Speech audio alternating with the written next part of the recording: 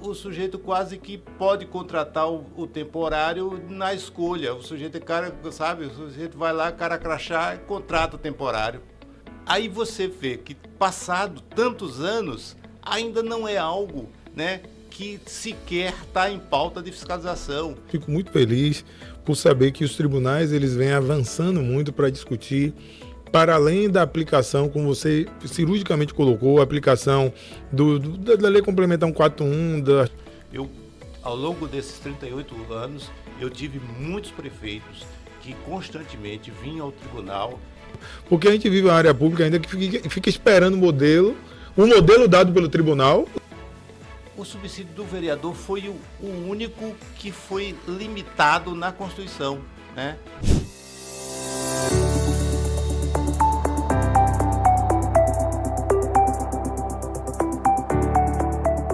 Fala, comunidade, tudo bem? Está no ar mais um VMcast, o podcast da comunidade do setor público. É bom que esteja focado aqui em mim, porque obviamente o card já foi distribuído, mas hoje a gente tem aqui nossos estúdios, o que eu sem qualquer pudor, eu falo que é uma das pessoas mais importantes da minha vida profissional, sobretudo no controle externo. Ele que é graduado em Direito, tem especialização em Gestão Pública, é uma referência no direito público, nos aspectos da lei de responsabilidade fiscal, um auditor que tem uma história fantástica no Tribunal de Contas dos municípios do estado da Bahia, e uma grande virtude dele e a minha também, nós somos amigos e irmãos. Neste momento, neste estúdio, se encontra o professor Antônio Dourado. Fala, galera!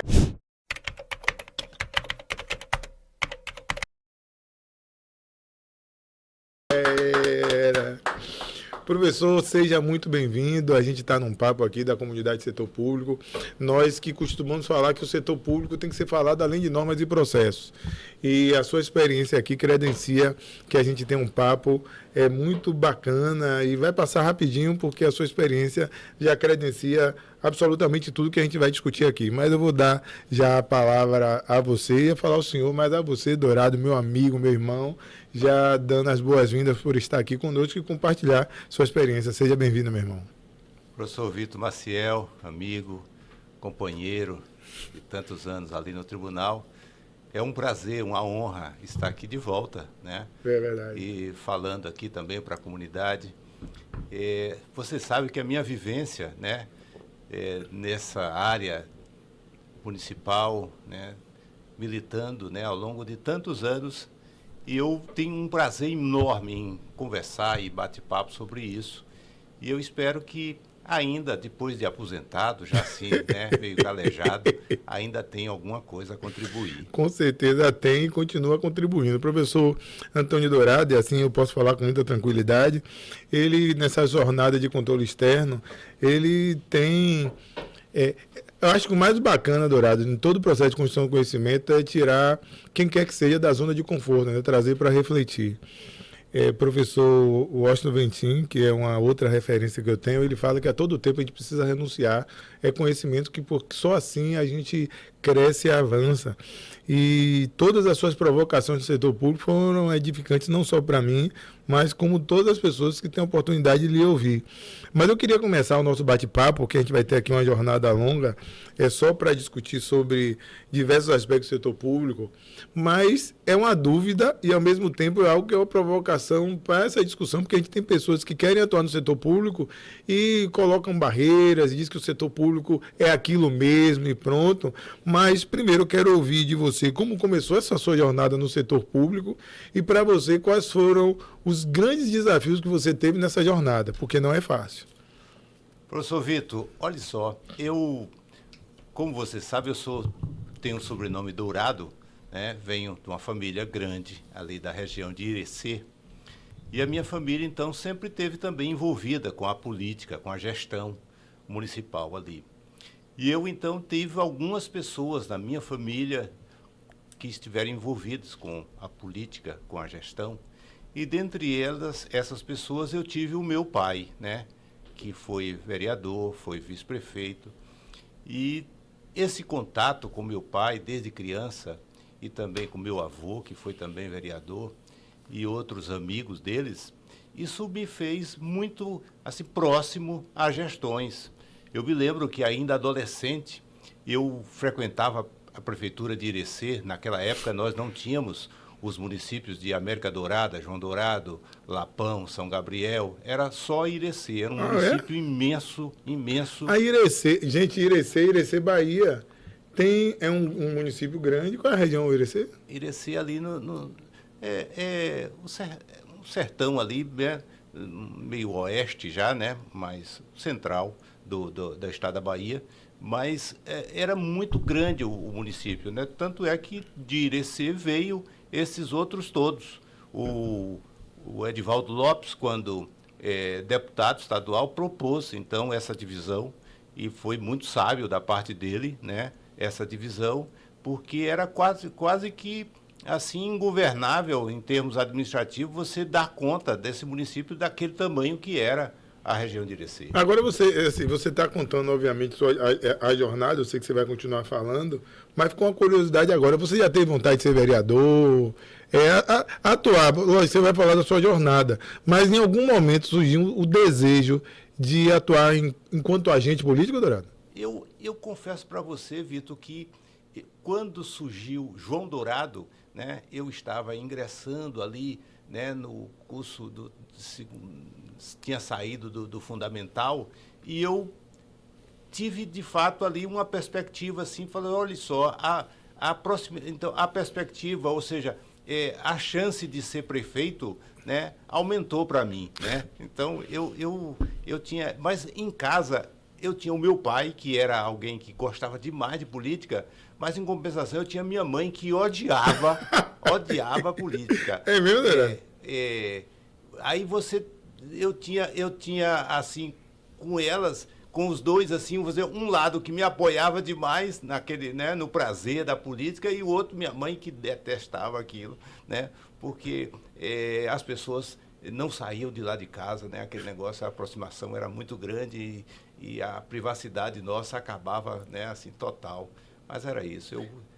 Mas depois eu fui perdendo, assim, aquele desejo de ser, né, com distanciamento de lá da região, isso foi... Aí você veio fazer direito na capital, né, Salvador, né? Foi federal?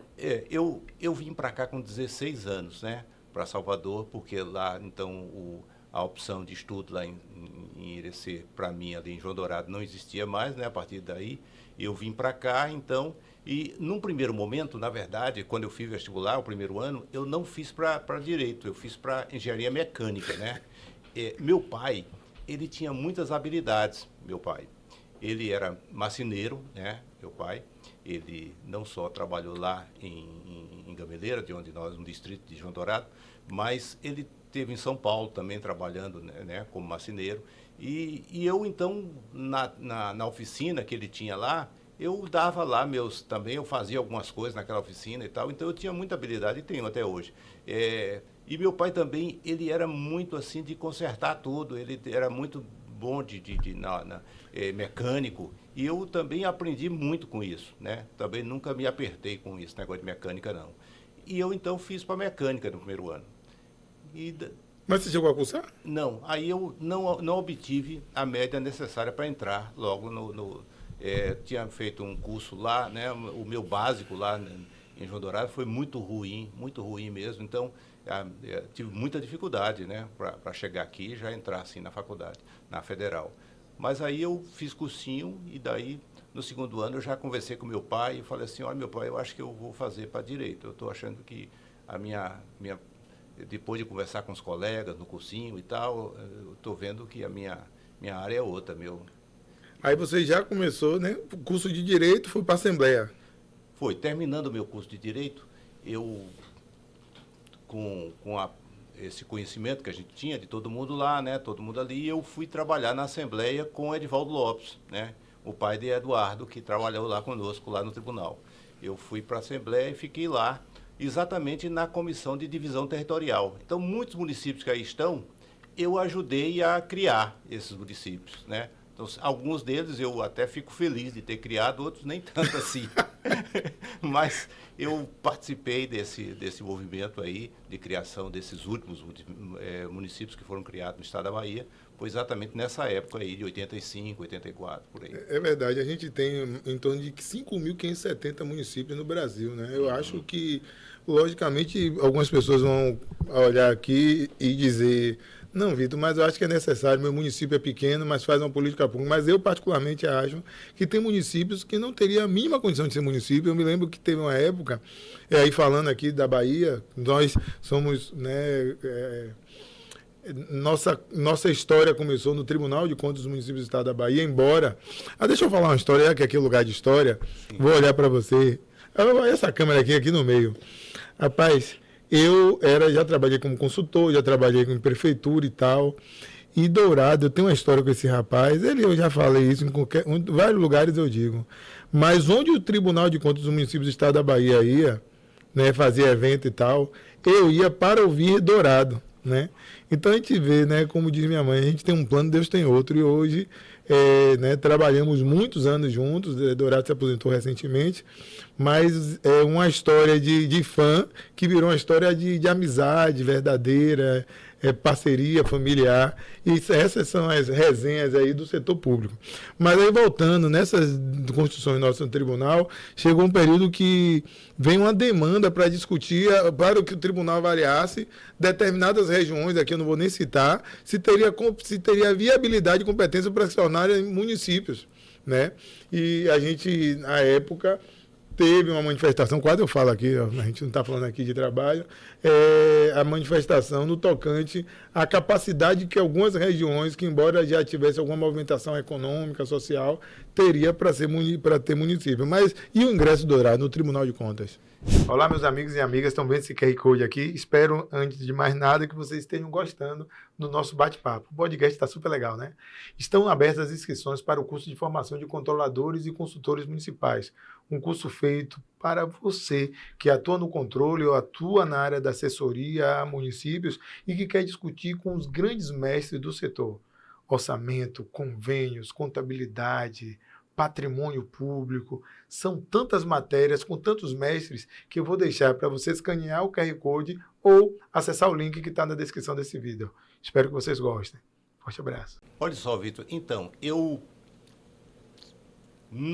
na Assembleia, então, eu fiquei muito próximo aí, olhando, né, essa área de municípios, porque nós avaliávamos exatamente isso, né, qual era a capacidade de se criar e qual era também os municípios, de onde se desmembraria esses municípios, né, como eles ficariam. Então, cada vez mais, eu fui me aproximando dessa área. Antes de ir para o tribunal, eu tinha feito estágio no Tribunal de Contas do Estado, né? Lá eu tive o primeiro contato com o Tribunal de Contas, porque era no mesmo prédio, certo? Entendi. Então, quando estagiei lá no TCE, eu tive ali também vendo alguma coisa, já me aproximei, tinha alguns contatos lá e tal. E quando cheguei lá no tribunal, que fui trabalhar na divisão territorial, eu então mais ainda me aprofundei em municípios aqui na Bahia. E eu fui vendo essas dificuldades todas que todo mundo tinha, né? Via deputados que queriam, não sei bem, Vitor, se o desejo era de que o município se progredisse, determinada área progredia, ou ele tinha determinados municípios para garantir suas eleições, certo? Mas eu via deputados, então, assim, muito... desejosos. E assim, empenhado, né? Muito empenhado em criar determinados municípios. Entendi. Mas é certo de que existia determinadas regras e tinha que alcançar determinadas pontuações, certo? E nem todos alcançavam isso. Entendi. Né? E aí nós ficávamos naquela, o sujeito levava, trazia, e eu ali, né, para vocês, né, é uma casa de conciliação, né, você ficar ali e tal, né, diz, não, isso não dá, isso aquilo dá, e ali tinha deputados de todos os partidos, né, que compunham ali a comissão territorial, mas todo mundo se dava bem. E o tribunal? Aí, quando eu estou nessa lá, o deputado Edivaldo Lopes, ele tem o convite para ser conselheiro do Tribunal de Contas. Entendi. Edivaldo Lopes, como você sabe, então, tinha o filho Eduardo. Eduardo, então, era natural que ele estivesse com o pai dele, né?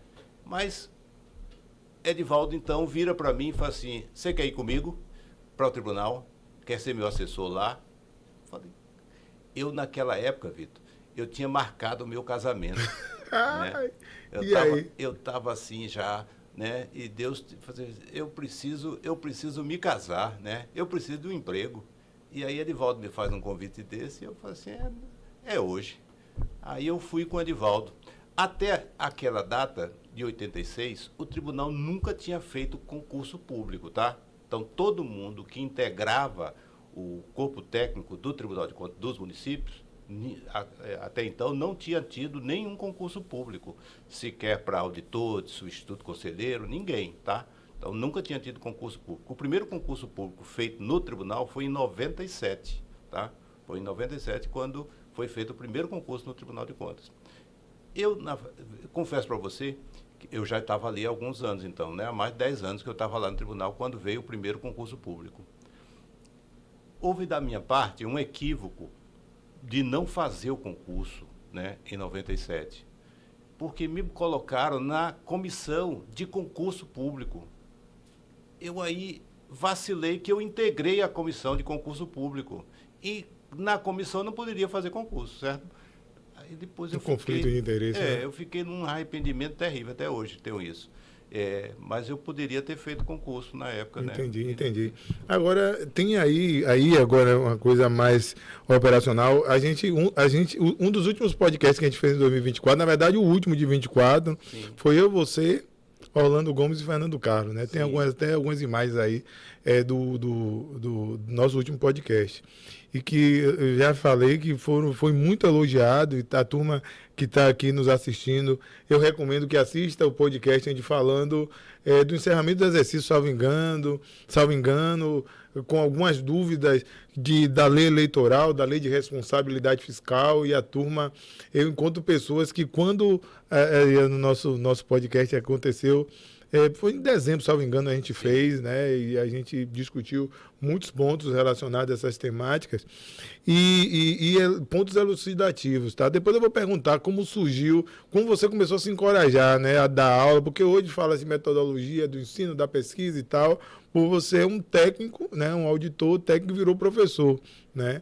Tem pessoas que trabalham a vida toda na academia e você é um professor exímio. Mas como foi que surgiu a sua paixão? Porque aqui a gente falou de aspectos de encerramento de exercício e a gente falou muito do processo de transição governamental, processo de encerramento de exercício. Mas como foi que começou esse seu estudo, essa vocação na área da lei de responsabilidade fiscal, no direito público? E eu já quero que você emende isso com o que você percebe de algumas eventuais impropriedades que esses gestores, seja no curso da gestão, seja aqueles que estão iniciando, cometem no tocante a esses diplomas tão importantes que está dentro do bojo do direito público e a lei de responsabilidade fiscal. Ok. Vitor, olha só, nesse período que eu estive no Tribunal de Contas, esses quase 38 anos, eu tive a oportunidade de trabalhar em várias áreas, né? Além de ser assessor de conselheiro, eu tive outras tantas atividades lá no Tribunal de Contas que me permitiu, né, não só, né, ir desenvolvendo, vendo e tendo um leque de visão maior da coisa, mas também um contato com os gestores, né, vendo as dificuldades deles. E não resta dúvida de que na diretoria de assistência aos municípios, aonde eu creio que é uma das coisas mais importantes que o tribunal tem, que é oferecer aos municípios o direito de saber, né, como fazer, foi aonde ali nós tivemos um maior contato com eles e aonde eu precisava saber dizer para eles como era o certo? Então, eu estudava, eu tinha contato, buscava em outros tribunais de contas e como é que aquilo poderia, já que aqui nós, determinadas coisas, a gente não estava tão avançado assim, e eu tive a oportunidade, né, de sair daqui, né, conversar com outros técnicos, aquilo me permitiu, né, um crescimento e também dividir esse saber com outros tantos colegas. E eu até julgo que eu, né, possibilitei a muitos outros colegas do Tribunal de Contas também a crescerem, sabe? A não só ter o conhecimento, mas também a desenvolver a fala, né? A participar de eventos, tudo isso. Eu sempre fui alguém que incentivei bastante as pessoas, desafiando eles a falarem. Eu sempre fiz isso, porque eu acho que é assim que cresce, é com o desafio. Então, eu, na verdade, a minha, não é facilidade, mas a minha capacidade de falar, isso vem da minha, assim, daquilo que eu sou, né? O que eu aprendi desde a minha infância, que é o fato de ser evangélico, certo? Na minha igreja, a gente tinha, assim, oportunidades de desenvolver determinadas atividades que era falando, né? Então, isso me permitiu ficar à frente de outras pessoas, né? Como se fosse um teatro, e isso me permitiu, então, né, ter essa desenvoltura de um falar, né? Isso foi bom para mim profissionalmente depois, né? Eu nem sabia, né, na minha infância, na minha adolescência, que resultaria disso, né? E depois na minha parte profissional. Agora você concilia essa, né, facilidade de comunicação, é evidente, óbvio, com quem convive, de quem convive com você, quem ele vê nos eventos e tal, e ao mesmo tempo uma profundidade, né? Você dirigiu muito tempo uma unidade de orientação aos municípios, falando aqui da Bahia, palestrante, professor, enfim, e obviamente já orientou muitos administradores, porque os tribunais de contas do Brasil têm um papel também pedagógico, que não se confunde com atividade de assessoria, mas dando caminhos do melhor fazer em prol do interesse público. Nessa jornada, quais foram, o que é que você entende que seriam os principais erros, as principais impropriedades, não do ponto de vista do dolo, dos desejos de chegar àquele resultado, como eu sempre falo, mas de falta de atenção, porque aqui a gente não está para fazer juízo a ninguém, mas de gestores. Depois a gente conta alguns casos, de vez em quando eu me lembro de Zé do Cuscuz, mas quais são os grandes apontamentos hoje que você tem nessa jornada de controle externo? Pois é, eu realmente, Vitor, eu acho que ninguém está, nenhum gestor está ali para premeditar, certo? Para fazer algo intencionalmente lesar o patrimônio, certo? E eu creio que muitos erros, de fato, é por ignorância. A ignorância de não saber, certo? E por isso que eu acho importantíssimo o tribunal, de fato, ter alguém que oriente, que diga qual é o certo, qual é o caminho, certo? E eu creio que os municípios que têm a iniciativa de ir buscar, né, ir atrás do como é que se procede, a grande questão nossa aqui é que nem todos procuram antes saber, né, qual é de fato, né, o caminho correto, qual é o que eu devo fazer, como devo fazer, né? Eu me lembro, Vitor, de alguns contadores, amigos meus, que quase que mensalmente vinham fazer visitas ao Tribunal de Contas e eles traziam, né, assim, uma lista, né, faziam como se fosse assim alguém que vai no mercado e faz um hall ali de compra, eles faziam um hall de perguntas e vinham ao Tribunal de Contas. E aí começavam. Primeira pergunta, né? Eu achava interessante aquilo. Mas ele queria, de fato, saber como é que ele iria proceder na vida dele, no dia a dia dele, lá junto à administração. Então, é isso que eu acho que é importante, Vitor. E muitos prefeitos faziam isso, sabe? Muitos prefeitos.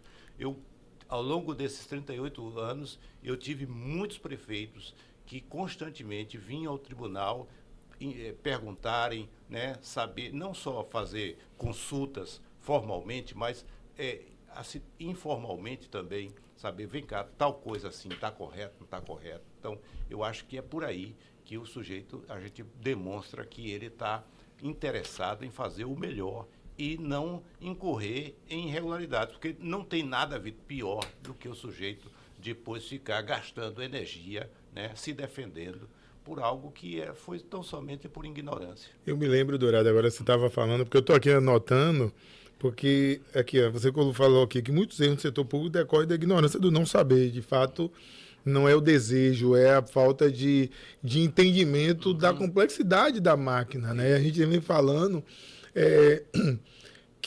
e aí depois eu quero que você fale do controle, porque você é um dos padrinhos da Resolução 1120, aqui falando da Bahia, a gente obviamente tem gente do Brasil todo, mas o estado da Bahia é interessante. Eu entrei no Tribunal de Contas em 2006, né? Em 2005, o Tribunal de Contas da Bahia, quem não é aqui do estado, porque quem é do estado da Bahia já conhece, na grande maioria das pessoas, quem está entrando agora no setor público, eu recomendo fortemente que faça essa leitura, a Resolução 1120 de 2005, o Tribunal inaugura, eu posso dizer que no âmbito dos tribunais de contas brasileiros, a necessidade das entidades terem uma estrutura central de controle interno, né? A controladoria. E, obviamente, que não se confunde a unidade de controle interno, porque o controle interno é um sistema que deve estar em toda a administração, mas o tribunal falou de uma unidade central. E aí coincidiu com minha chegada, porque aí o tribunal, em 2006, começou a disseminar, né, em todo o estado e muitas orientações no Brasil, Dourado, que já rodava o Brasil todo, inclusive na própria discussão da Lei de Responsabilidade Fiscal e outros projetos. E foi eu posso dizer que foi uma turbulência isso aí. Eu queria que você falasse um pouquinho, Dourado, porque primeiro é que você fizesse, se lhe ocorrer aqui, os principais erros que você elocubra para gestores que estão se iniciando no curso da gestão, e aí depois, já de pronto, você já falasse dessa importância, né, das controladorias nesse processo de gestão, de governança. Ok. Vitor, olha só, gestor nenhum, ele faz um teste, certo? Tem um vestibular, alguma coisa, né, de conhecimento para ele ser eleito, certo? Então, verdade. Na verdade, ele não tem a obrigação de conhecer as leis, ele não é eleito por saber, né? Então, ele chega lá, ele vai ter que se assessorar, ele tem que ter assessores ali, pessoas, cercar de pessoas que deem a ele, né, confiança de que ele tem gente que vai dizer para ele o que é correto, certo? E a Constituição de 88 trouxe a figura do controle interno, certo?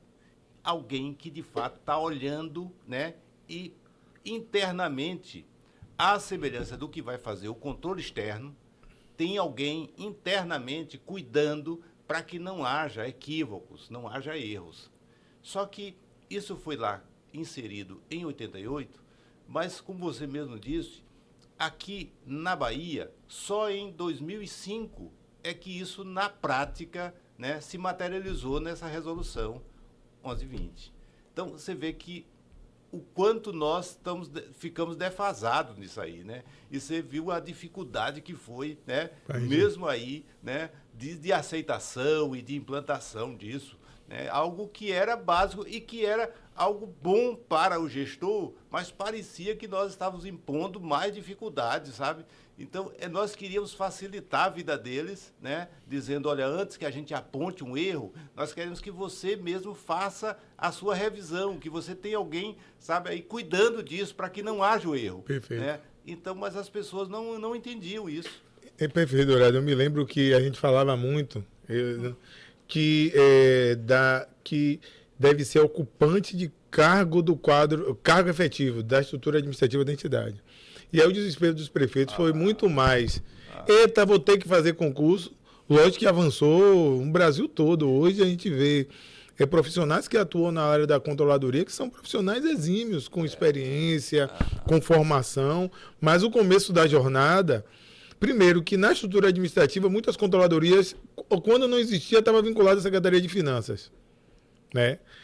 Isso aí no Brasil todo. E aí, falando especificamente no estado da Bahia, outros estados que a gente conhece, quando os tribunais começaram a dizer, olha, você tem que ter uma unidade central de controle, que tem que ter a figura do contador, e esse contador tem estado de secretário, etc e tal, começou a ser uma jornada de, olha, eu tenho mais um cargo. Então, a gente avançou muito, né, nessa área, porque muitos gestores, lógico que ainda existe, mas colocavam a controladoria com mais oportunidade de um cargo de status de secretário do que um cargo que pudesse ter um papel importante, como no texto constitucional, o controle interno auxilia o controle externo no exercício da sua missão institucional. Perfeito, Vitor. E em nenhum momento, né, nós ali falamos que era simplesmente a oportunidade e um único cargo, certo? Ou seja, uma única pessoa para fazer esse papel. Na verdade, o que nós queríamos e que desejamos é que tenha uma unidade, ou seja, tenha um organismo, certo? Que trabalhe nisso, porque o tamanho que é a administração e a quantidade, né, de afazeres que se tem, né, para que o controle interno dê conta, né, e não dá para uma mera figuração de controle interno, né, trabalhar. Então, hoje a gente ainda peca com isso, né? Tem controle interno aí, coitado, que é ele sozinho, é o controle dele mesmo. E o controle. Então isso está longe daquilo que se quer, né? Está muito distante. A gente precisa, de fato, que os administradores entendam isso, de que a gente precisa ter uma estrutura de controle interno, para que a gente possa, de fato, ter esse filtro, né, da gestão, né? Claro que vai ser por amostragem. Hoje em dia a gente tem, né, sistemas que permitem muito. A gente tem hoje o CIAFIC entrando por aí, né, que vai trazer muito mais informação do que antes nós tínhamos. Mas precisa que tenha uma estrutura para que, quando chegar a avaliação do Tribunal de Contas, dos controles que vão vir depois do controle interno, as coisas não aconteçam de você ser penalizado, né? Que você tem alguém que antes já disse, olha, isso aqui não está bom, ou já corrigiu antes. E as administrações têm que investir nas unidades de controle interno, lembrando que não é o controle que vai fazer tudo. Inclusive, eu quero até pontuar aqui, a propósito, se você está gostando e se está até aqui, o algoritmo vive disso, tá? Então, dê o seu like, salve esse vídeo e compartilhe com os seus. Eu costumo dizer que a nossa discussão aqui é de utilidade pública, né? Não é todo dia que a gente tem a experiência e tem a presença desse mestre aqui, professor Antônio Dourado, e o grupo da comunidade setor público sabe o quão é importante termos pessoas com vozes como esta que aqui se faz presente para qualificar a administração pública que a gente acredita. É interessante, Dourado, porque eu me lembro que nos primeiros eventos que eu participei, aí você lembrando muito bem, a gente construiu vários modelos na área de patrimônio, na área de convênio e tal, mas foi muito engraçado, porque a gente vive uma área pública ainda que fica esperando o modelo dado pelo tribunal. O tribunal tem pessoas que estão aprendendo também, o tribunal não é a verdade absoluta, né? Sim. E na primeira prestação de contas, depois desse evento, teve entidades que não tiraram nem a logomarca do tribunal, você lembra? Nem a logomarca do tribunal tiraram do modelo, né? Então, a gente ainda percebe que existe uma carência, né, de administrativa, onde as entidades ainda demandam muito do tribunal a voz, quando também as administrações são lugares de promoção de conhecimento. Não sei se você concorda. Não, Vitor, isso é algo assim gritante. E a gente sabe, né, por essa nossa peregrinação aí pelo interior e tantos outros eventos que nós participamos, que hoje a gente tem já dentro das administrações servidores com muita capacidade, certo? Infelizmente, nem todas as administrações têm essa visão de investir nos seus servidores, né? A gente sempre vem, ao longo desse período todo, a gente vinha trabalhando isso, dizendo o quanto era importante investir no servidor, porque gestores passam, mas o servidor permanece, né? Ou seja, a administração ela vai sempre ganhar quando investe nos seus servidores, né? A gente precisa, de fato, o tribunal ele vai estar sempre promovendo, né, cursos, seja o Tribunal de Contas aqui, ou seja, qualquer outro órgão público vai promover cursos, ou que o próprio ente, né, promova algum curso para os seus servidores, mas vai ser sempre investimento, porque quem vai ganhar é a administração pública. Porque ninguém consegue trabalhar sem que as pessoas tenham capacidade de conhecimento. hoje em dia, muito mais do que nunca, né? A gente vive numa velocidade absurda de novas informações. E isso tudo demanda de que a gente precisa de gente capaz, para lidar, inclusive, com as dificuldades que hoje se multiplicam, né? Hoje, né, eu sei que quando eu entrei, Vitor, no Tribunal de Contas, há quase 40 anos atrás, a gente tinha aqui, se muito, 2 faculdades de Direito ou 2 faculdades de Contabilidade. Hoje a gente tem, né? Então, e isso fazia com que você tinha poucos profissionais para dar conta do mercado, né? E você tinha poucas pessoas capazes dentro das administrações. Hoje, graças a Deus, né? E felizmente, né, para muitos, a gente tem hoje muitas escolas, muitas faculdades que permite que a gente tenha um número bem maior, né, de pessoas capacitadas hoje nos municípios. Então, a gente precisa investir nesses servidores para que a gente tenha melhores serviços públicos. A própria Constituição diz isso, né? Que a gente precisa entregar melhores serviços públicos. E eu sinto, Vitor, que ainda não é uma visão isso, né? Essa de gestão, entregar um serviço melhor, sabe? Fica parecendo de que aquele negócio dos índices, né? Aquelas obrigatoriedades de chegar de aplicar 25%, de 15%, é só número. Não, é qualidade do que se entrega. A gente não está nessa fase ainda. A qualidade do gasto, né, que era até uma outra lei que seria, né, criada, né? Nós temos hoje a lei de responsabilidade fiscal, mas iríamos ter também a lei da qualidade. Nós não tivemos essa lei. Infelizmente, a gente precisa ter isso, porque hoje, né, grande parte do recurso, porque não é pouco recurso público que é gasto com a educação. E, infelizmente, a contraprestação disso, ou seja, se nós avaliarmos a educação, corresponde ao que se gasta? Não tem correspondido. Né? Se nós olharmos, por exemplo, para o nosso Estado, infelizmente, a gente não tem encontrado, né, uma contraprestação nisso aí. Agora, dentro dessa fala sua, eu fico muito feliz por saber que os tribunais eles vêm avançando muito para discutir, para além da aplicação, como você cirurgicamente colocou, a aplicação da Lei Complementar 141, do artigo 212 da Constituição, dos 15% e 25%, da efetividade da aplicação da política pública, né? Falando de política pública, para além de indicadores. Logicamente, a gente tem tem tribunais de contas diversos no Brasil e dentro dessa perspectiva de tribunais de contas, a gente tem um olhar daquele judicante, ou seja, o conselheiro que julga, que são inúmeras visões que não é o nosso juízo.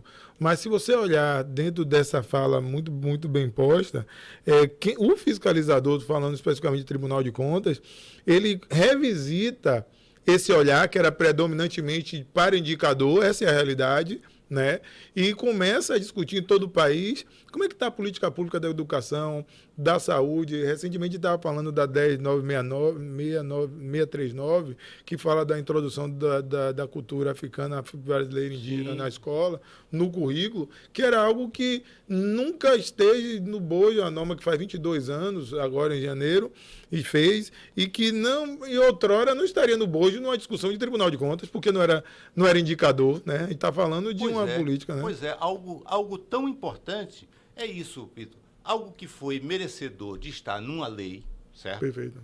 Aí você vê que, passado tantos anos, ainda não é algo, né, que sequer está em pauta de fiscalização.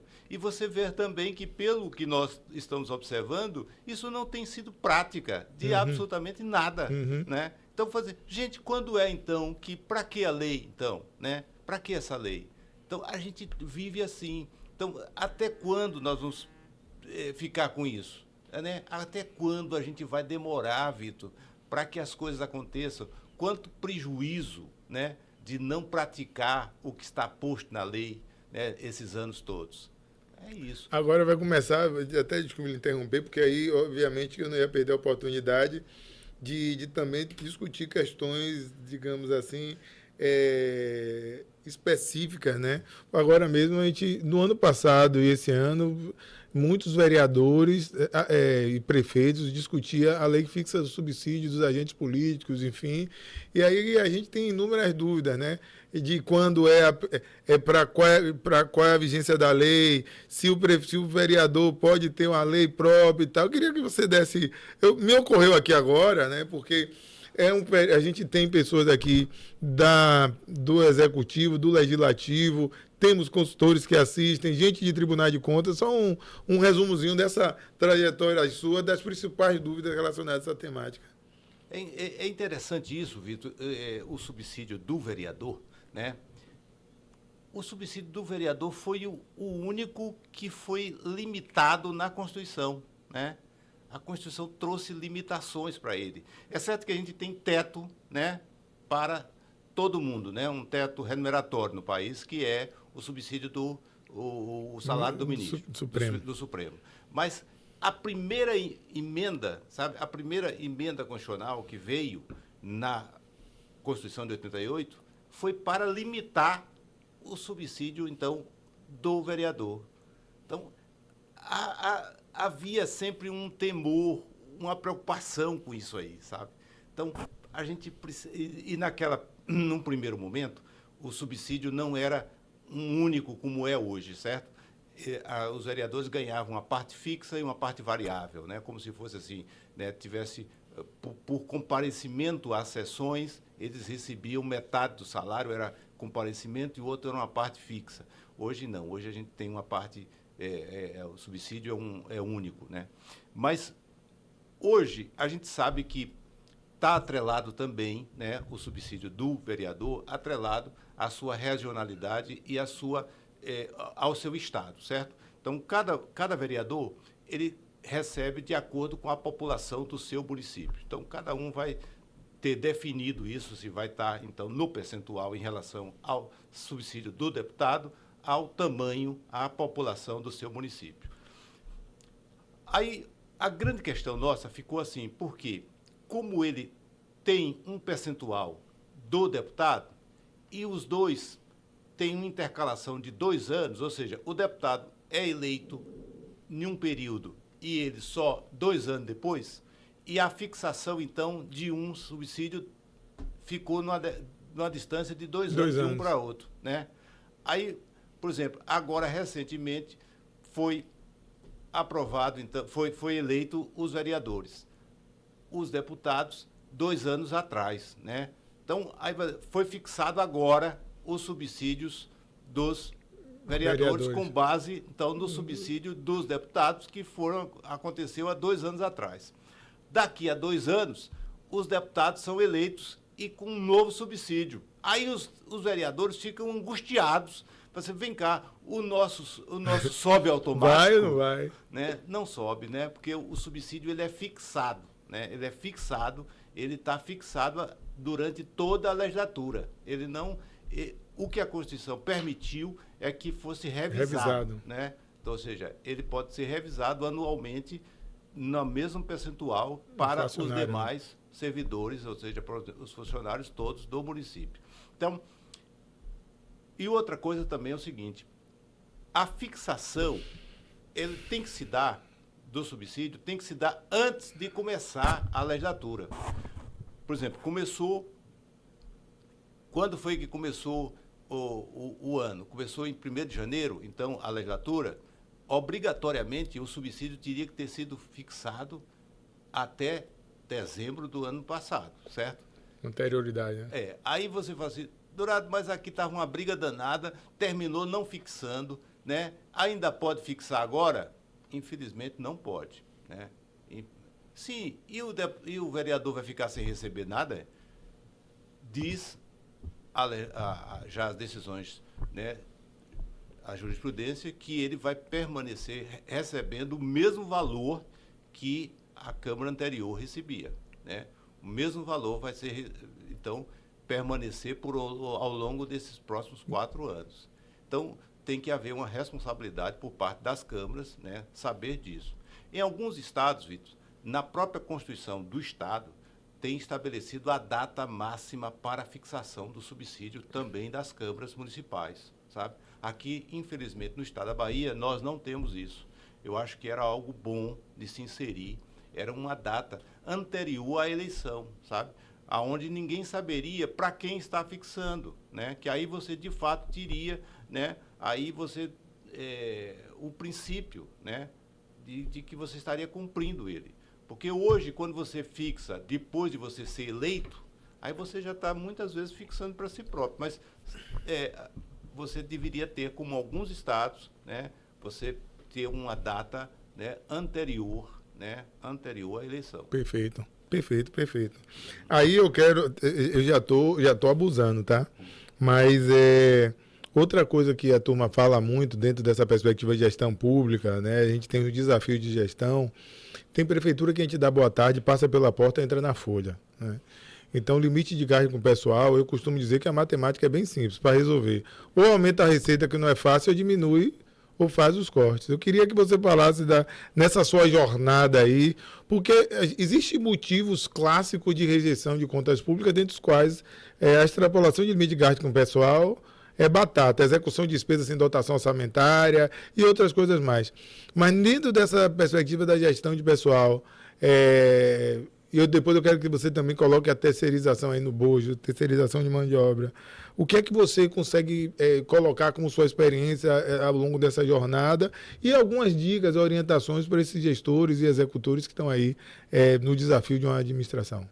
Olha só, a Lei de Responsabilidade Fiscal, que ela é de 2000, uma das grandes dificuldades para a aprovação da lei, além da dívida dos estados e de municípios, era exatamente esse limite, né, da despesa com o pessoal. As pessoas, para encontrar, então, que valor seria esse, ou seja, para você ter, então, no Brasil como um todo, né, como você falou, 5.600 municípios, então, como é que nós iríamos encontrar qual era, de fato, né, o admissível de que se gastasse, né, aí com o pessoal, sendo que na Constituição nós já tínhamos uma previsão de que isso deveria acontecer, certo? Já estava posto na Constituição, de que precisava fixar isso, porque nós já tínhamos tido os insights lá da Lei Camata, nós já tínhamos tido outras coisas, que era algo que vinha crescendo demais e que vinha impedindo, né, investimento já, porque o gasto, né, e nós sabemos, nós, mais uma vez eu volto a dizer que nós fomos, nós viajamos bastante, a gente conheceu muitos municípios, e nós sabemos de que em muitos municípios aqui do estado, o grande empregador é a prefeitura, né? Quer dizer, o jovem, para permanecer lá no município, né, se não for através da prefeitura, ele dificilmente consegue permanecer lá. Então, os próprios pais, né, eles lutam para que o filho, né, e que a prefeitura vá o tempo todo fazendo concurso, porque é o único empregador que existe lá. Mas a gente sabe que há um limite para isso, né? Não tem como a prefeitura, né, indefinidamente ficar empregando pessoas. Nós hoje sabemos de que tem muitas prefeituras que têm mais servidores do que de fato necessitam, né? Então, isso dificulta demais. E a gente sabe que há hoje, né, vários projetos. Você teve, né, quando você esteve à frente da associação lá do Tribunal, dos Servidores do Tribunal, você esteve lá em Brasília, no Congresso, trabalhando por isso. Tem projetos lá que estão prevendo, né, tirar a estabilidade do servidor exatamente por conta dessas coisas, porque hoje um servidor que ingressa lá na administração pública, ele é vitalício praticamente, né? Ou seja, há um compromisso até o sujeito se aposentar ou morrer de que você tem a prefeitura tem aquele encargo ali, passa a ter aquela despesa.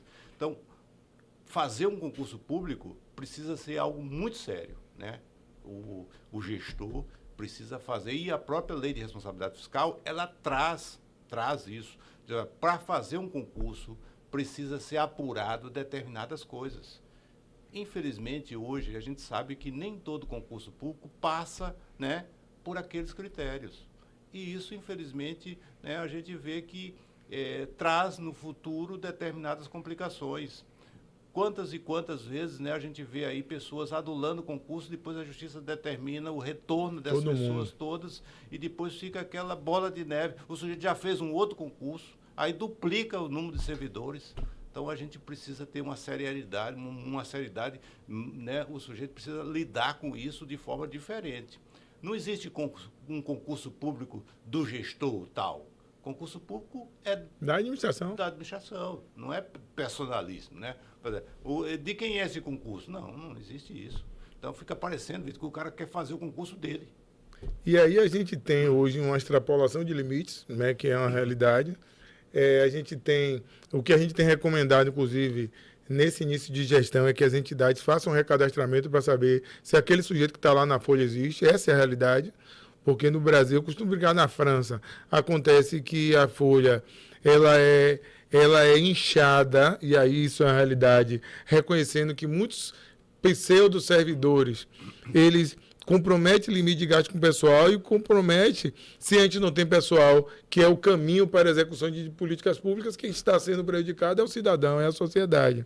E aí eu quero que você fale sobre um pouquinho dessas terceirizações de mão de obra.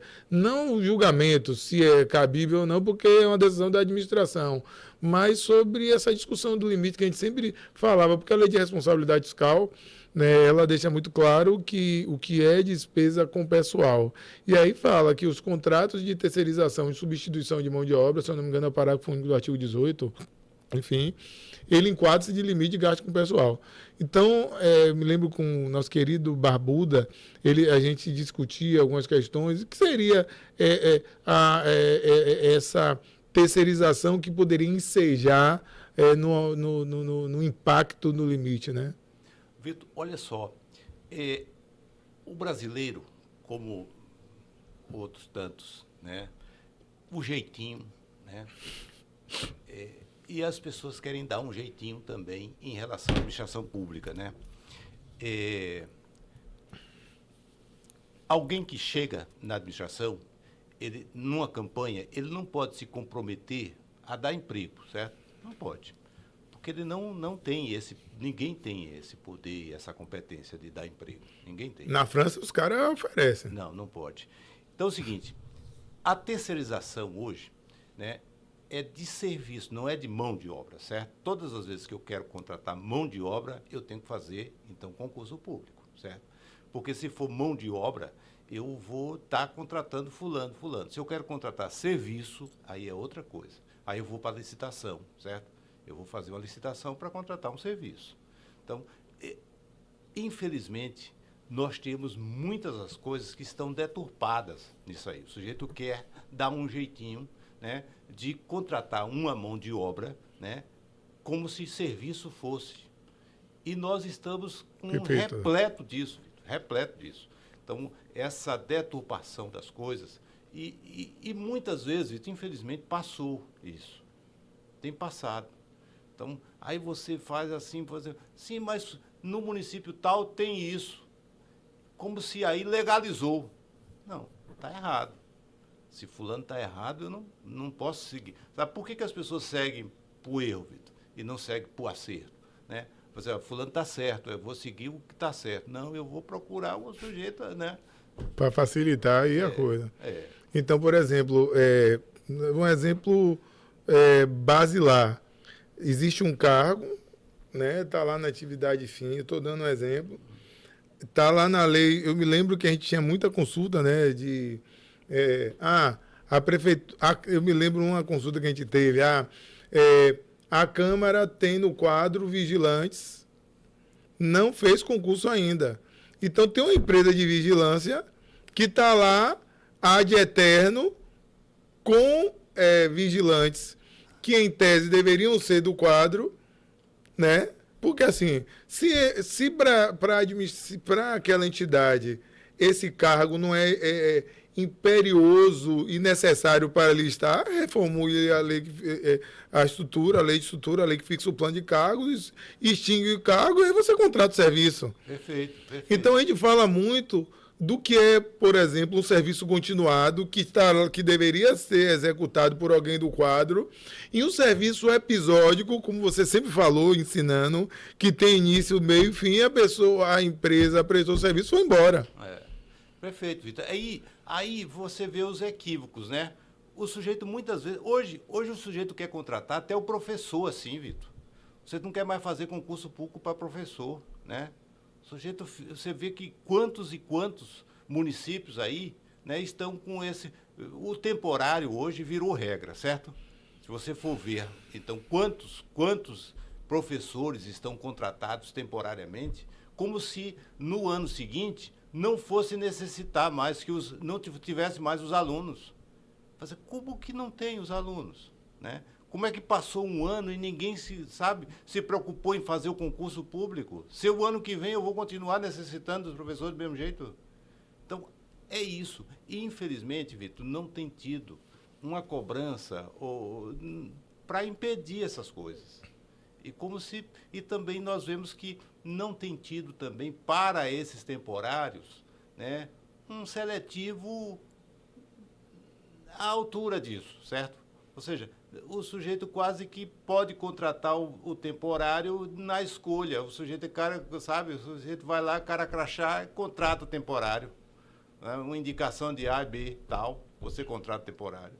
Então, isso realmente está deturpando, né, o que é a administração pública. É interessante que a gente sempre fala, né? A regra é concurso. Ponto. Né? Se a gente tem um cargo do quadro efetivo, quem vai ser provido nesse quadro é alguém que fez concurso. Eu me lembro que no Brasil todo tem um sistema de captura de dados, né? Sagres,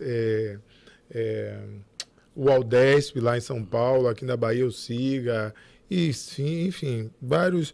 E eu me lembro que uma certa feita se discutia, olha, o temporário é diferente do efetivo, não porque o temporário é temporário, o efetivo é efetivo, não por isso, mas porque o temporário, na condição daquele que está desempenhando atividade de caráter excepcional, ele não tem um cargo previsto no quadro. Lembra dessa discussão? Uhum. Então, ele não ocupa um cargo que está na lei que fixa o plano de cargo e salário. Perfeito. Eu não preciso ter, né? Eu não preciso ter no meu cargo, no meu plano de cargo, isso, sabe? Aquela função, sabe? Eu não preciso, sabe? Eu na verdade, estou precisando surgiu uma necessidade, certo? E eu excepcional, fora de... E que ela é temporária, como você mesmo acabou, é uma necessidade excepcional, sabe? Teve uma catástrofe aqui, uma coisa, sei lá o quê, e eu preciso, nesse momento, contratar alguém que justifica essa contratação. É temporário por isso. E não, sabe, um temporário permanente. Porque a gente tem muitos temporários permanentes. Eu me lembrei dos agentes comunitários de saúde. Você lembra daquela história? Porque tem muita gente que está aqui, que está começando agora no setor público, ou de repente não tem conhecimento dessa história. Era o PAC, se eu não me engano, na época, Programa de Agente de Comunidade de Saúde, PAC. Os agentes de comunidade de saúde começaram como temporário, não foi? Foi, não, e era assim, era contratado o cara crachá. O sujeito indicava, ele ia lá e era contratado. Foram ficando, ingressaram com a ação da justiça, e aí teve a lei, e a lei disse, olha, eu tenho que absorver todos esses que aí já estão, né? E esses foram legalizados todos. Então, veja como é a administração e a dinâmica, né? Então, quando não pensa... Dourado, assim, a gente já está... Agora me dei conta do tempo que esvaiu. Rapidinho, eu me lembro daquela história de Zé do Cuscuz, né? Falando de gestão pública, e conta aí para a galera. É isso, Vitor. Na verdade, você até tinha dito sobre início de gestão, certo? Nós estamos no início de gestão. Eu até falei num evento recentemente sobre início de gestão. Todo gestor, né, antecedeu a campanha para ele, né? Ele, então, na campanha, eles discursaram, fizeram várias promessas e propostas para a população, né? E eu falei, nesse evento, eu falei o seguinte, gente, alguém que chega na administração, ele, muitas e muitas vezes, nós até conversamos sobre isso no último podcast aqui que a gente teve com o Orlando, com o Fernando, né? Aqui a gente falou sobre isso, que é o seguinte, o sujeito ficar muito preocupado em ficar olhando o passado para levantar o que de errado a administração anterior fez, certo? Então, você perde um tempo enorme, né, tentando revolver, né, o que está de errado.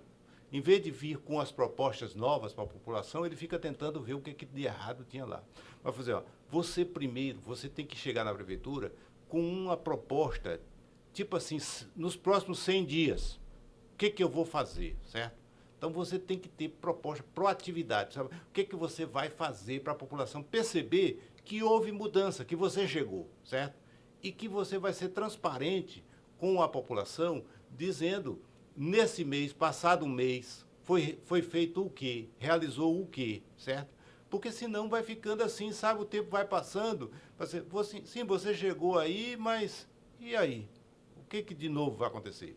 E essas propostas têm que ser propostas execuíveis, viáveis, certo? Não adianta você dizer que vai mudar. Não, fazer, gente, o que é viável?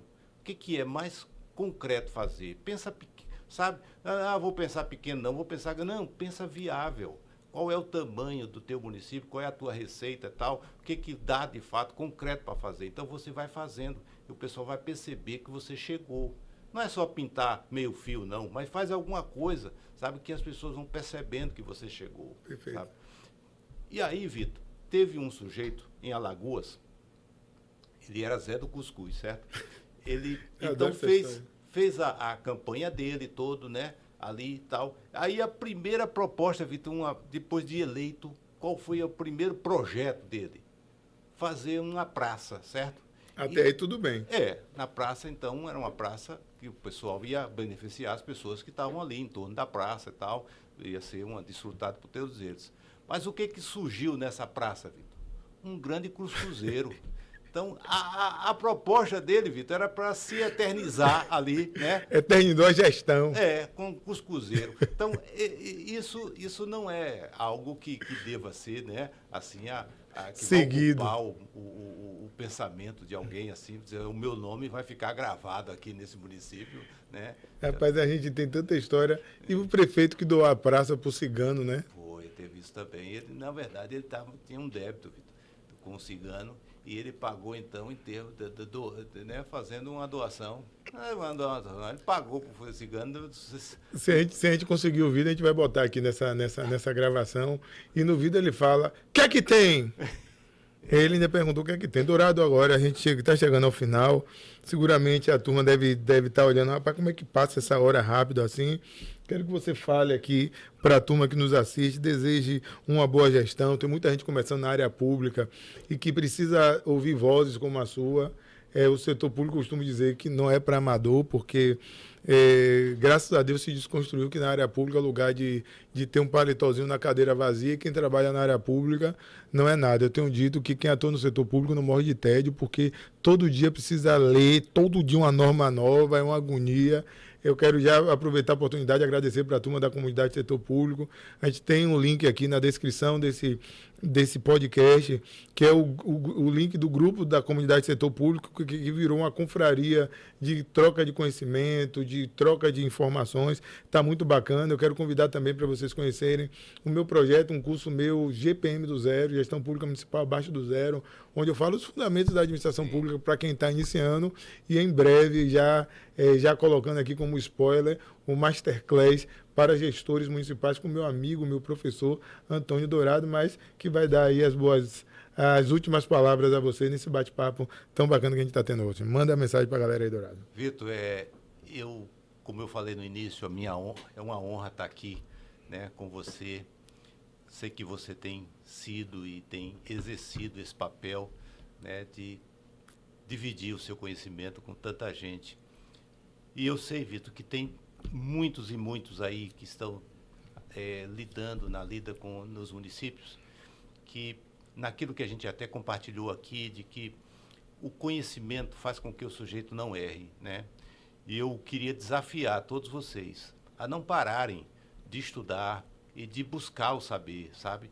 Não se contentem de forma nenhuma quando, né, talvez você encontre dificuldade nas pessoas que estão à frente de determinadas pastas em saber disso e também de fornecer para vocês né, determinados cursos, mas que vocês continuem insistindo, né, para que vocês busquem conhecimento, né? É através do conhecimento que vocês vão a cada dia estar se aprimorando e se capacitando, né, para algo maior, né? E a realização, Vitor, também, né, de cada um de nós. Eu digo para você, Vitor, que eu, ao longo desses anos todos do tribunal, fui uma pessoa realizada, né? Não por aquilo, eu não digo que eu não tive nada de retorno do tribunal, tive muito, mas eu me senti muito realizado, né, por as pessoas, quando chegaram para mim dizendo que alguma coisa que nós fizemos ali, que foi útil para elas e tal, isso me deixou muito realizado. Então, eu quero dizer para vocês isso, que vocês continuem buscando, que vocês continuem insistindo e que vocês vão, de fato, serem alguém que vai, não só naquilo que vocês fazem no seu dia a dia, vai ser algo importante para você e para a comunidade, mas para você mesmo. Acho que você vai ser alguém feliz. Senhoras e senhores, Antônio Dourado. E como sempre, se gostaram, compartilhe com os seus e até a próxima. Forte abraço. Tchau, tchau. Valeu, galera. Tchau.